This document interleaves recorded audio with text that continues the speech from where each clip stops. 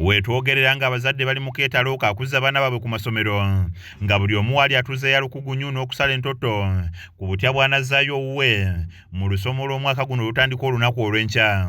Wakati nga bayita mu mbeera bw'eti basabiddwa okuba beegendereza nga balonda amasomero gye batwala abaana baabwe kuba baba baluseewo emize egigenda okusaanyaawo ensi nga n'abagireese bayise mu masomero. Kati abaana baffe bagenda kuddayo ku masomero naye mu byonna oteekeddwa okubeera omuzadde omwegendereza kubanga bwe twogerera waliwo n'amasomero nga mazibu abaana baffe silentire bafa. Our children are dying silently. Eggwanga silently abaana bafa. Our children are dying silently.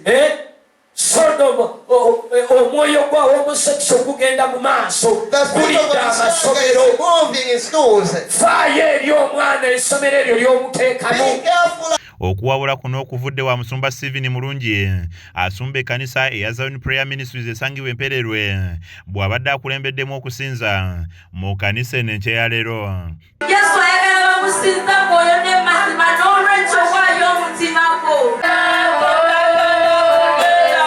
Nga yeesigama ku kyawandiikibwa okuva mu kitabo kya Ezeekeri essula ey'e12 olunyiriri olusooka abakuutidde okusenguka mu kibi n'okuwa bakalabakala baleme kubula nakyo. Make a transfer. Senguka. Change the position. Choose ekifo. Spiritually. Mu mwoyo n'omusonyiwa n'okola transfer. Abadde yeemulugunya n'ova mu kwemulugunya. Akuutidde abakkiriza okugoberera ng'ekigambo kya Katonda kuba kyogera ku buli mbeera mu nsi ate ne kiba eky'okuddamu eri embeera be baluseewo.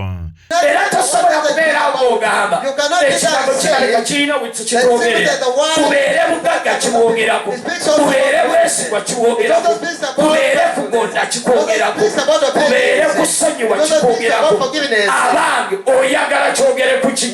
Kizza Peter yakusakidde eggulire lino ku lwa KSTV agalero.